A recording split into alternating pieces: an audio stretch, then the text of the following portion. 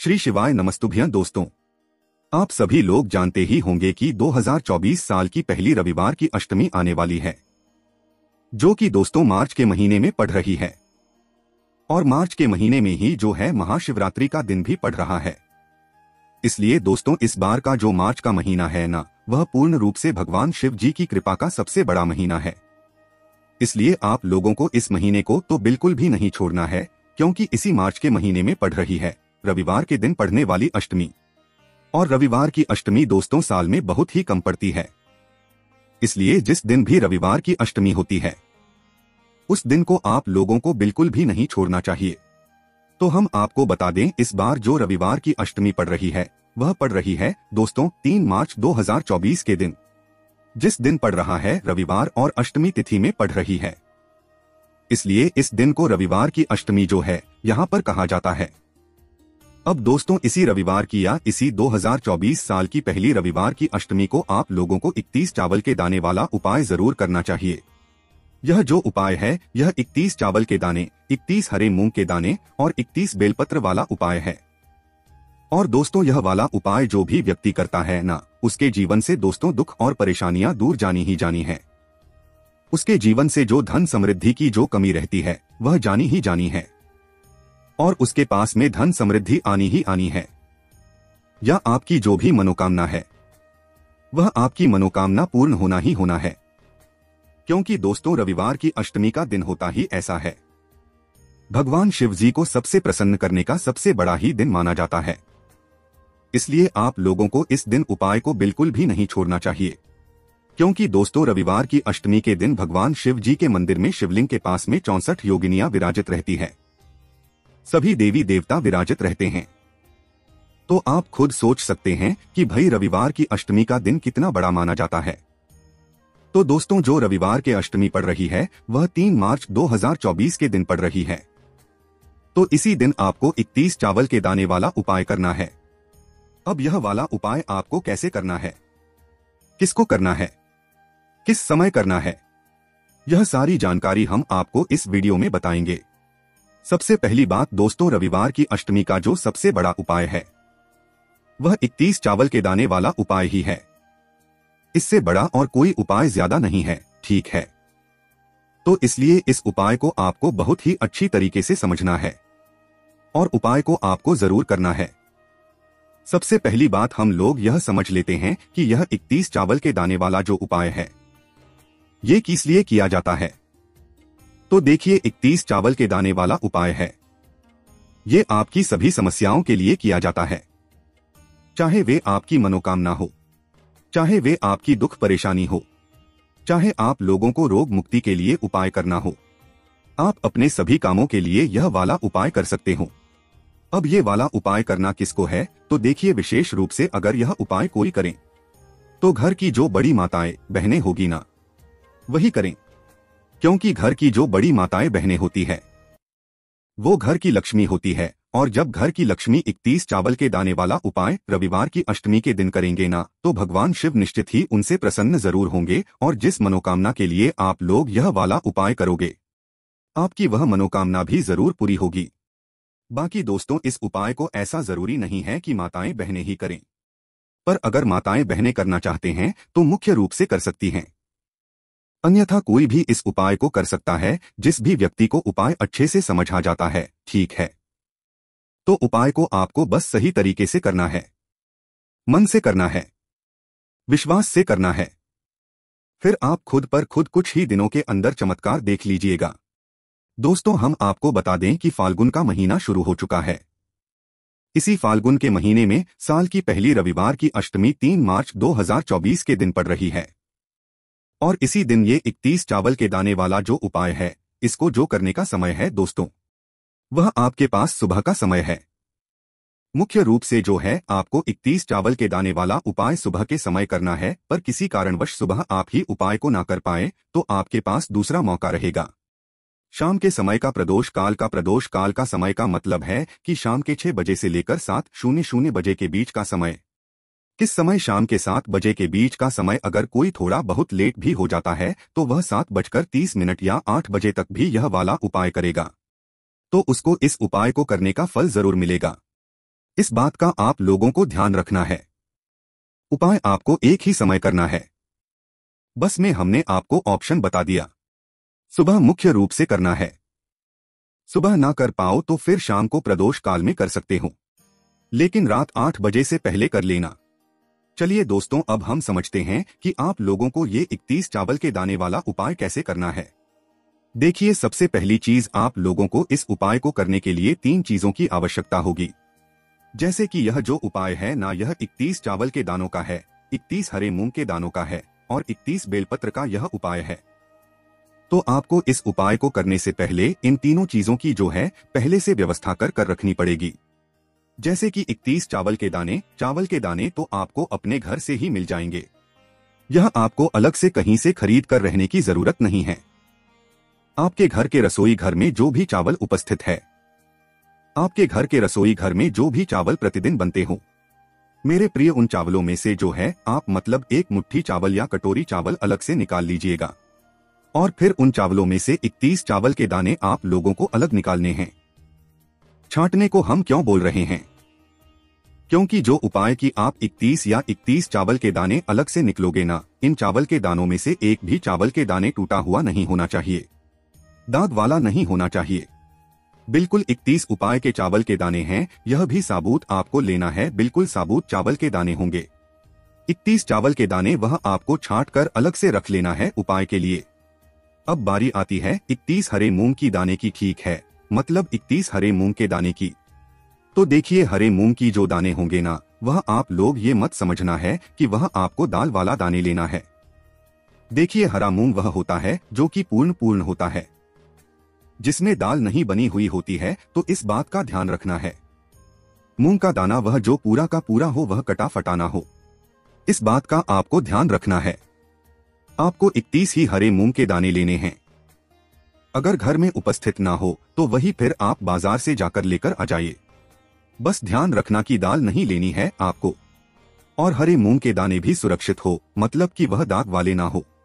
तो यहाँ पर अपने 31 चावल के दाने और 31 हरे मूंग के दाने ले लिए हैं। अब बारी आती है 31 बेलपत्र की। तो बेलपत्र कहाँ से लोगे? अब देखिए दोस्तों, यहाँ पर लोगों को समस्या आ सकती है कि 31 बेलपत्र हो सकता है कि आपको मिल भी जाए, हो सकता है कि ना भी मिले। अगर मिल जाते हैं तो भी बहुत अच्छी बात है, आप किसी वृक्ष तोड़कर लेकर आ जाएगा या तो कहीं से खरीद कर लेकर आ जाइएगा, कोई दिक्कत वाली बात नहीं है। 31 बेलपत्र कटी फटी नहीं होनी चाहिए, अच्छी साबुत वाली होनी चाहिए, इस बात का भी आप लोग ध्यान रखिए। तो यह तीनों उपाय की सामग्री जो है आप लोग उपाय को करने से पहले से ही जो है तैयारी करके रख लीजिएगा। हम तो कहेंगे कि एक दिन पहले जो है आप लोगों को तैयारी को करके रख लीजिएगा, क्योंकि सुबह सुबह को आपको मुख्य रूप से करना है। बाकी शाम के समय प्रदोष काल में भी कर सकते हैं। अब जब आप उपाय को करने के लिए जाओगे तो उससे पहले हम आपको यह बता दें कि अगर आपको 31 बेलपत्र नहीं मिलती है तो भी उस स्थान पर आपको क्या करना है। उस स्थान पर आप लोगों को भगवान शिव जी की शिवलिंग के ऊपर जो बेलपत्र चढ़ी हुई होगी, उनमें से जो है 31 बेलपत्र छांट लेना है। यह काम आपको तब करना है जब आपने पूरी कोशिश किया हो उपाय के लिए व्यवस्था करने की। मंदिर का बेलपत्र उपयोग करने से पहले उनको धो लेना है, धोने के बाद ही उपयोग करना है, फिर आप अपने उपाय में उपयोग कर सकते हो, ठीक है। तो प्रिय दोस्तों, जैसे ही आप लोगों की यह पूरी सामग्री तैयार होती है, अब आपको करना क्या है, शुद्धता का विशेष रूप से ध्यान रखिएगा। स्नान करके अच्छे वस्त्र पहनकर, धुले हुए वस्त्र पहनकर या नए वस्त्र पहनकर आप रविवार की अष्टमी के दिन भगवान शिव जी के मंदिर पहुंचेगा। आपके घर के पास में जो भी शिव मंदिर हैं, वहां पर पहुंचने के बाद आपको सबसे पहले क्या करना है, देखो, इस उपाय को करने के साथ में आप भगवान शिव जी की पूजा अर्चना करने के लिए 1 लोटा जल, बेलपत्र, फूल वगैरह अलग से लेकर चले जाना। उपाय का जो सामग्री है वह अलग लेकर जाना और उपाय की जो सामग्री है वह अलग लेकर जाना। पर जो उपाय होगा पहले जाकर उपाय ही होगा, बाद में आप अपनी पूजा अर्चना कीजिएगा, ठीक है। इसी तरीके से शाम के समय है। शाम के समय भी आप लोग अगर जा रहे हो तो शाम के समय में तो जल नहीं चढ़ा सकते हो, पर बाकी चीज चढ़ा सकते हो या दीपक बनाकर तैयार करके रख सकते हो। दीपक भगवान शिव जी के मंदिर में जाकर जला सकते हो, ठीक है, पर दीपक भी बाद में चलेगा, पहले उपाय ही होगा, ठीक है मेरे प्यारे दोस्तों। इस बात का आप लोगों को ध्यान रखना है। जो दीपक आप लोग बनाओगे वहां आटे से बनाना, गोल बाती रखना और उसमें शुद्ध देसी गाय का घी डाल देना। शुद्धता का आपको विशेष रूप से ध्यान रखना है प्यारे दोस्तों। तो करना क्या है? सबसे पहले जैसे ही आप भगवान शिव जी के मंदिर में पहुंच जाते हो तो भगवान शिव जी के मंदिर की चौखट पर आकर खड़े हो जाना है। कहां पर खड़े हो जाना है? चौखट पर आकर खड़े हो जाना है। अब सबसे पहले आप लोग जो 31 चावल की दाने लेकर आए हुए हो, आपको इनको अलग से निकाल लेना है आपने, क्योंकि यह वाला जो उपाय है यह शिवजी के चौखट से शुरू हो जाएगा, मंदिर के अंदर जाकर शुरू नहीं होगा, ठीक है? इसलिए हमने आपसे कहा कि जो भी आप पूजन सामग्री लेकर आओगे वह बाद में ही इस्तेमाल करोगे, बाद में भगवान शिवजी की पूजन करोगे, क्योंकि यह उपाय भगवान शिव जी के चौखट से ही शुरू हो जाएगा।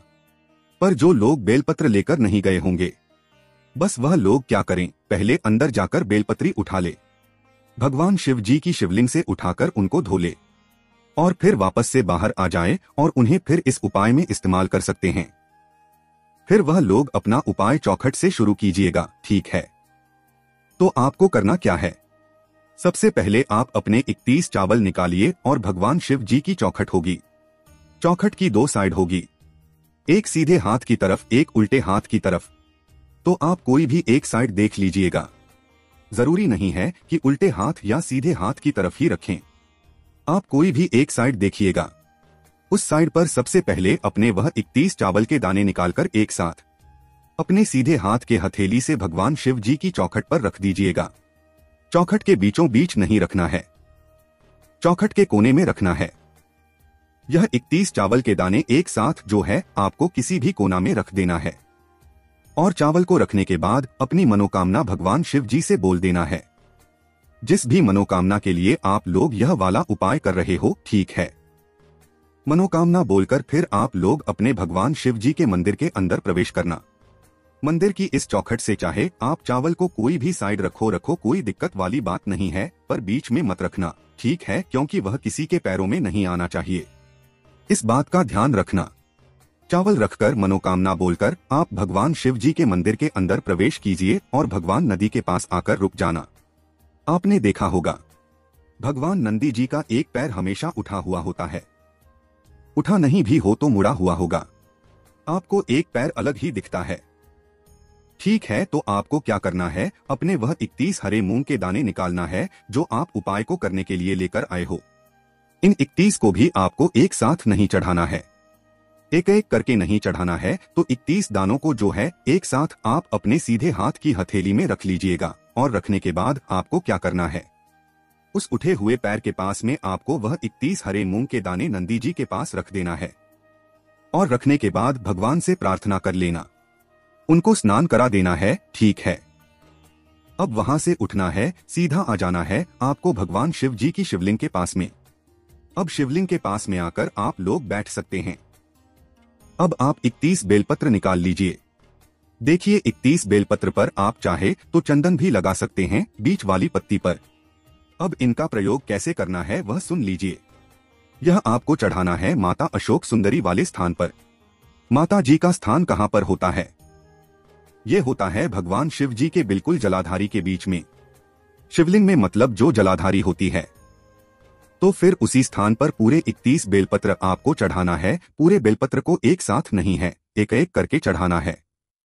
अब इसके बाद में क्या करना है, इन 31 बेलपत्र को आपको एक एक करके माता अशोक सुंदरी जी वाले स्थान पर चढ़ा हुए जाना है आपको।